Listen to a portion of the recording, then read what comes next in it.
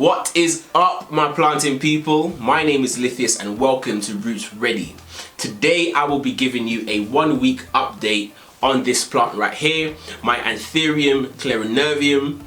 If you would have seen my previous video on this plant, you would know that I have recently transplanted this plant from a mayonnaise sphagnum moss substrate into LECA. Now this is my very first time putting a plant into LECA, so this is a very early stage for me, so I'm excited to see what's going on in the roots, and I'm going to be showing you that a little bit as we go on into this video. Now my first impressions of LECA is good so far.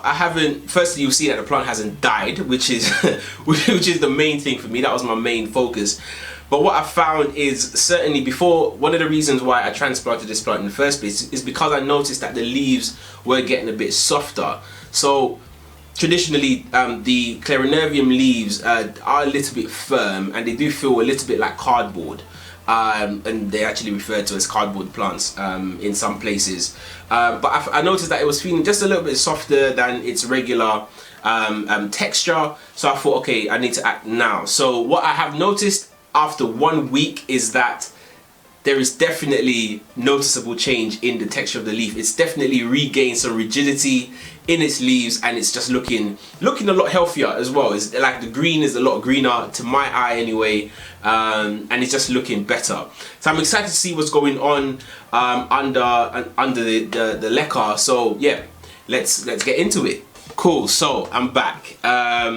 I just had to quickly grab a pan and a colander. One thing that I've really learned is important about these plants is that for the first month or so, you want to ensure that there is as little possibility of creating root rot in this plant as possible. So the way to ensure that is to actually boil your LECA every week for the first month or so until the plant has acclimated to this space. So that's what I'm going to go ahead and do.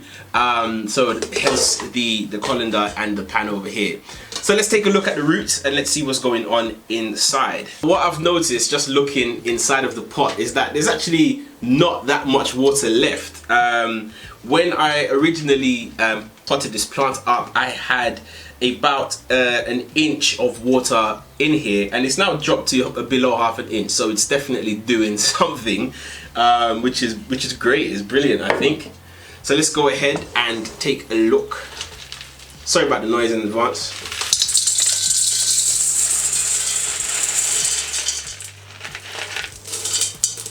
Cool. So that looks okay. I think the roots are still firm.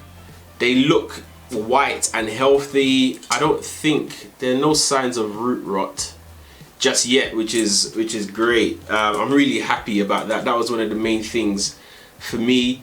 There's some roots over here that are quite green and luscious. Oh, actually this root is actually falling off, so I don't know if you can see that.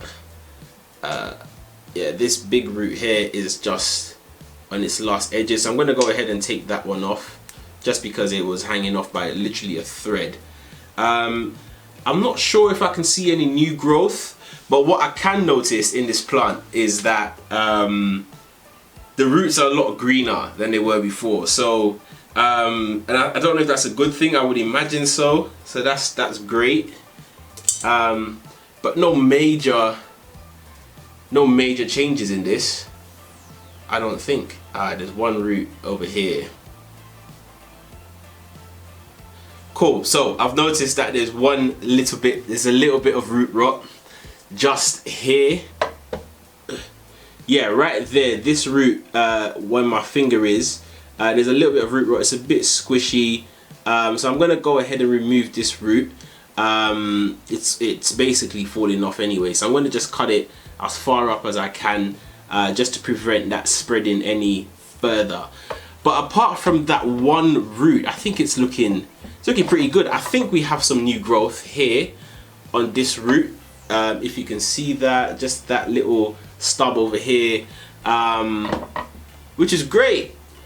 So first impressions is that the plant hasn't died, which is fantastic, and I'm so happy about that. there's like, you know, a bit of substrate from the previous pot that this was in, just stuck to these roots, but it doesn't look to be causing the plant any harm, which is great.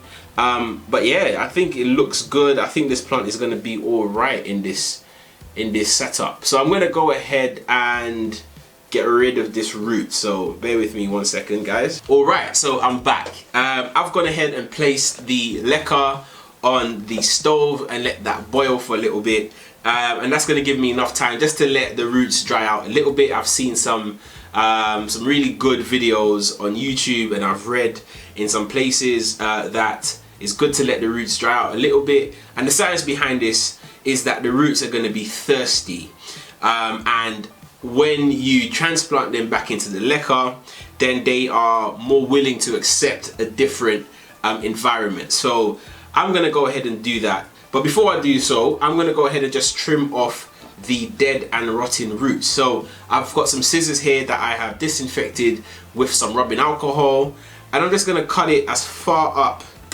as I can feel the rot is. Now luckily it hasn't taken tremendous hold. Most of the root is actually, I say most, but a good portion of the root was actually still healthy. So I'm glad about that, and I think that's it. There's no other sign of root rot, which is really good. Luckily this plant had already had a very established root system before, so I think that helps a lot. And it's always good to ensure that you're not transplanting a plant that is stressed, and I've learned that. So yes, that's all good. So what I'm going to do is, I have a solution here which is about 300 mils of water. I've just got regular tap water over here, with 1 drop of Super Thrive per 100 mils of water. So I've put 3 drops in here, and there's a little bit of hydrogen peroxide, not much, maybe about, you know, a couple of drops. But that's going to help to prevent root rot, and is going to help the plant to retain more oxygen in its roots. So I'm going to go ahead and just spray this down. There we go. Plant's looking good. I am just going to let it sit out here for a little bit, just to dry up just a little bit whilst my LECA boils. So let's get ready to repot this bad boy. So I've got my freshly washed and boiled LECA, so that's nice and disinfected and ready to go into the pot.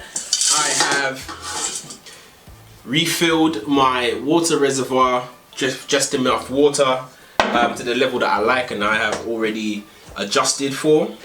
So now we can go ahead and start to fill this bad boy up. So what I don't want to do is have the roots sitting directly in the water. So I heard that it's very important to ensure that there are no gaps when you are arranging your LECA. So it's always good just to give it a little tap down, just to ensure that all of those gaps are filled. So there we have it, guys. It's all repotted now. No roots showing. I've ensured that I have covered the entire root system, so that's looking good. You can see here where the new growth is coming out, just peeking out at the bottom, and yeah, that looks good. So I'm just going to go ahead, pot this bad boy up, place it in front of my east facing window again, just to ensure that it has a lot of bright indirect light. Well, it's not indirect, but just ensuring that it has a lot of bright morning light, which is a lot more dappled and subtle than afternoon light, so no need to have it indirect. So yeah, and just place it somewhere a little bit warm as well, just so that it can get acclimated. So that was it, guys. This is 1 week update on from transplanting my Anthurium Clarinervium into LECA. I'm happy with the progress so far, and if you're interested in seeing how this plant progresses over the next couple of weeks, then definitely subscribe to this channel to stay up to date.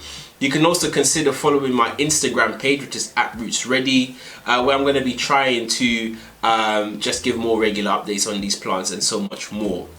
But that was it, guys. Thank you so much for watching, and keep planting.